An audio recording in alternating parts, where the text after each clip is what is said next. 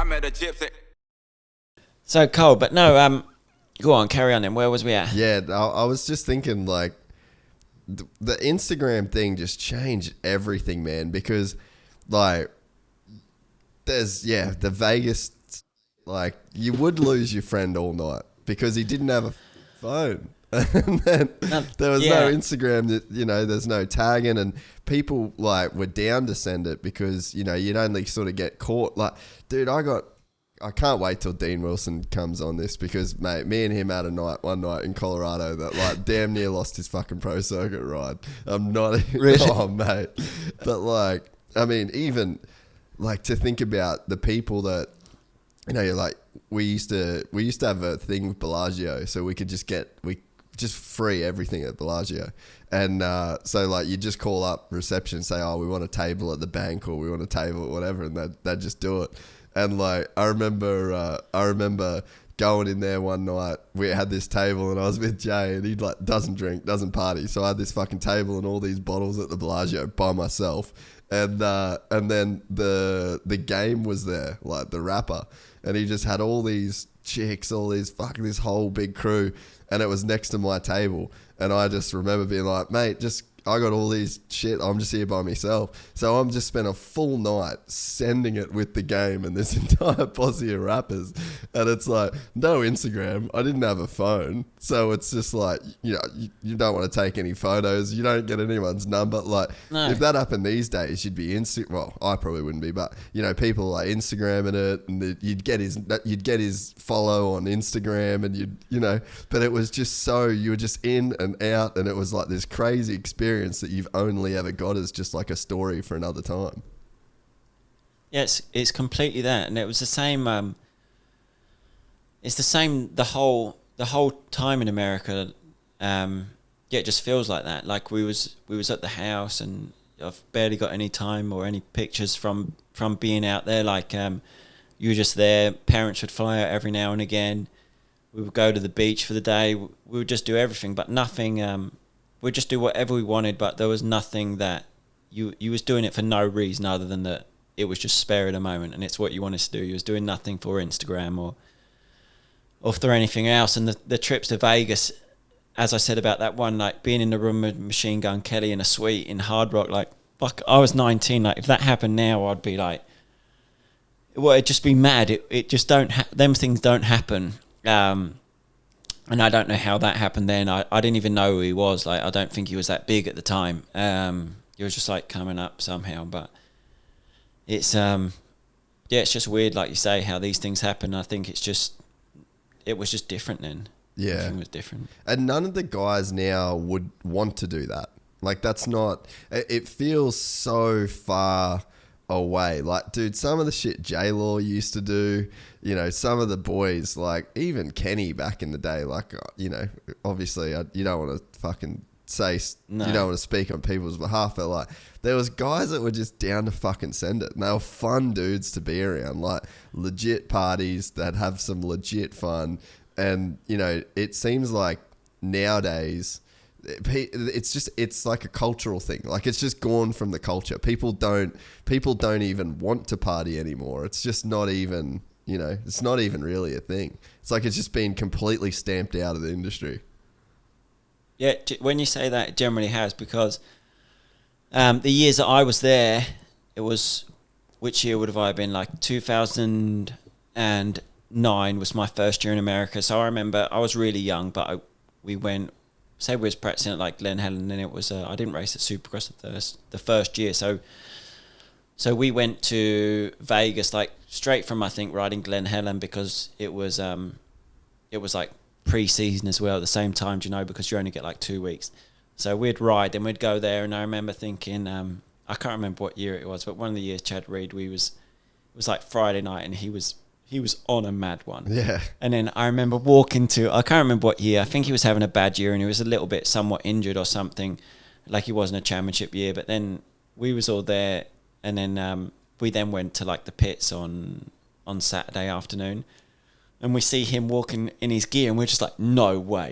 We're like, fucking hell, like 10 hours earlier he was at, like in one of the casinos going nuts. And then we see him just walking to practice, and we're just like, fuck no, like cannot believe he's on a bike. We didn't think he was racing. I think it was one of those years where I can't remember. It might be 2009 when he was on a Cowie. I'm sure he was on a Cowie, but it was just so funny that he'd gone and partied all night and then he was just wheeling his bike to the start line to go out for practice. It was just one of those stories where it was mind blown. Dude, I remember, I've never told this story on here, but I doubt he'll care nowadays. But it was, fuck. Do you remember the year that K-Dub got knocked out at Phoenix? He had that crash and he knocked him. And he endoed on a jump. Yeah, and he knocked himself out. Yeah. So yeah, I do remember, yeah. So I was with JDR. And at Phoenix Supercross is all, well, when it was back then anyway, it was always Lil D's birthday from FMF. And so Lil D had this party at his place. K-Dub has that crash, gets knocked out. I fucking sent it all night with Roger Larson from 7. I don't know. Yeah, fuck. Yeah, I like Roger. Yeah, Roger. And so anyway, we were out all night. I almost take this like chick home from a cat. Like literally, this is how it went down. I walked outside. Then there were these two birds fit in this, about to get in this cab.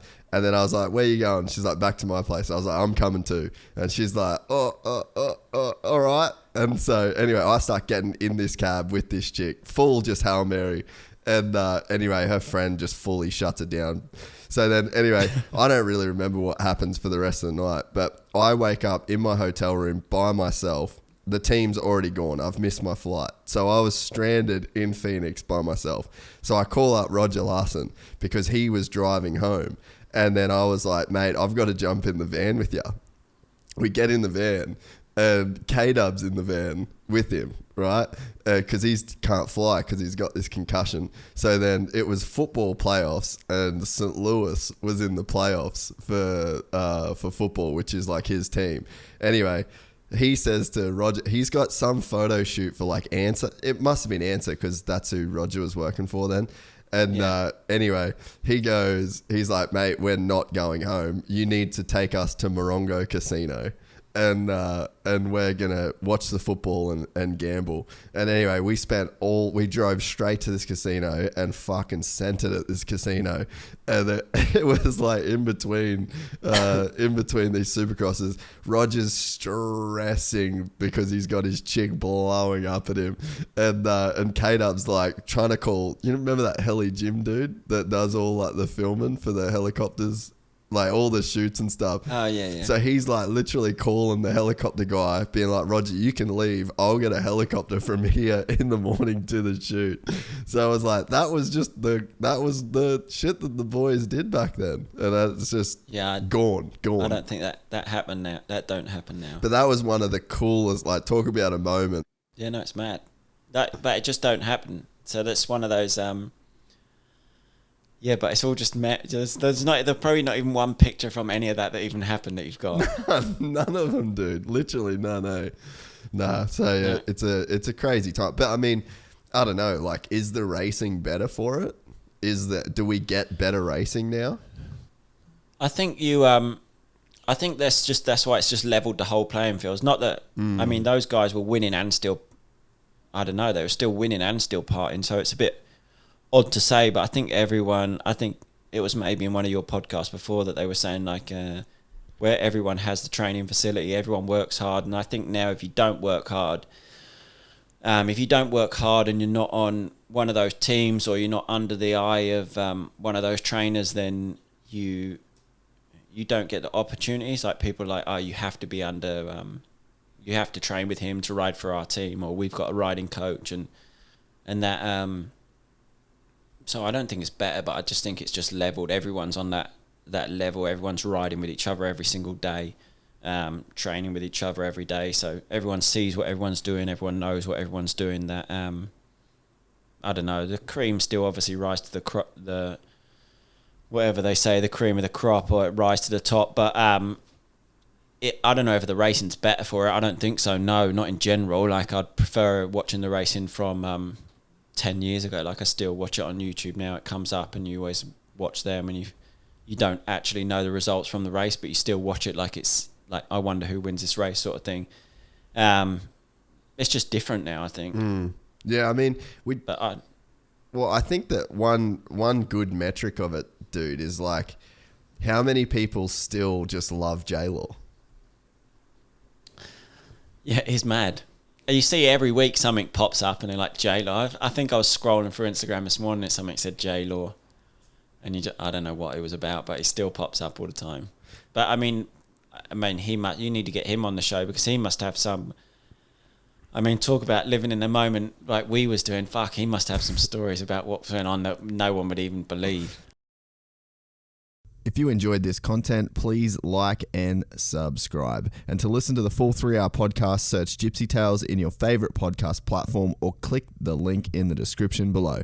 Gypsy Gang.